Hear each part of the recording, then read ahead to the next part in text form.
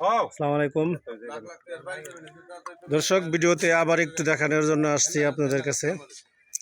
তো যাকে দেখতেছেন অবশ্যই আপনারা তাকে চিনেন, আমার সাপলো ভাই। তো আমি জানতে চাইবো যে এই যে কাজটা আসছে, এই কাজে তো অনেকেরই এই যে ঘর, অনেকেরই বাড়ি হয়, আমাদের মেম্বার সাহেব আছে, ঘর বাড়ি ভেঙে যেতেছে। তো যিনি পাশে আছে ওনার কিন্তু এই যে বাড়িটা আমরা যে জায়গায় দাঁড়িয়ে আছি, তো ওনার যে বাড়ি, আবার পিছনে আরো একজনের আছে, একটু আগে দেখাইছি, তারও বাড়ি চলে যেতেছে। এখন কি করা যাইতেছে, কি করা যায় ভাই বলেন তো একটু। বিসমিল্লাহির রহমানির রহিম। আমাদের দিঘলা গ্রামে যে কাজটা আসছে, মাটি খননের কাজ বা মাটি সংস্কারের নদী শাসনের কাজ, এর জন্য আমরা খুব আনন্দিত এবং এর সাথে আবার দুঃখিত আছি, কারণ আমাদের বাড়ি নদীর থেকে প্রায় কাছাকাছি। এর জন্যে নদী বাড়ির যে শাসন হইব তার থেকে আগেই নদীতে ঘর নিয়ে যাবে আসছে বা কাটার দিয়ে, এবং কাটার দিয়ে যে কাটতাছে, এই কাটারে বেশি মাত্রা কাটতাছে।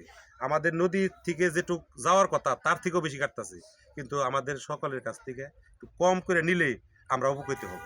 তা না হলে এখানে কয়েকশো বাড়ি ঘর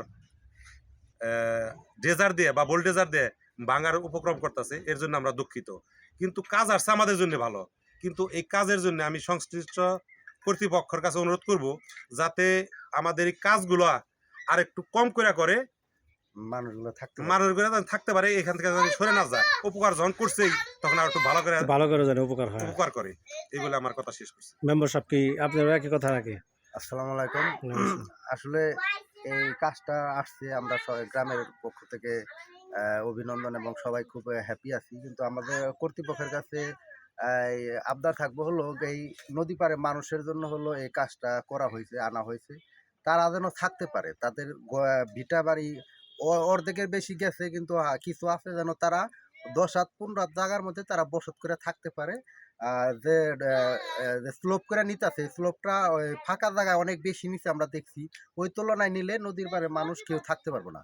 তা আমি আবদার করবো যেন কিছুটা কম নেওয়া হয়, কিছুটা কম নেওয়া, তারা যেন এখানে বসবাস করতে পারে। তারা যদি এখানে বসবাস না করে বিভিন্ন জায়গায় চলে যায়, তাহলে এটা আমাদের গ্রামের পক্ষ থেকে আমরা খুব দুঃখিত, কষ্ট পাবো। এজন্য আমি আশা করব যেন তারা একটু কম নিয়ে তাদেরকে বাঁচিয়ে নেয়, এ বলে আমি আমার বক্তব্য শেষ করি। ধন্যবাদ। আপনারা একটু আগেও দেখলেন এই যে ওনার বাড়ি, ওনার বাড়িটা, ওনার কিন্তু আমি সর্বহারা হয়ে গেছি। ওনার এখন ঘরটাও ওনার থাকতেছে না। তো দয়া করে আপনারা একটু বেশি বেশি যদি গ্রুপ শেয়ার করেন বা শেয়ার করেন, তাহলে হয়তো উপরস্থ কর্মকর্তা যারা আছে তারা হয়তো বা দেখবে এবং তারা তার প্রতি একটু সহানুভূতি দেখাবে। আমি খুবই অসুস্থ মানুষ। ধন্যবাদ সবাইকে। আপনারা ভিডিওটা একটু বেশি বেশি শেয়ার করবেন, আর যদি ভালো লাগে তাহলে একটু লাইক করবেন, আর কমেন্ট করে জানাবেন কোথা থেকে দেখছেন। ধন্যবাদ।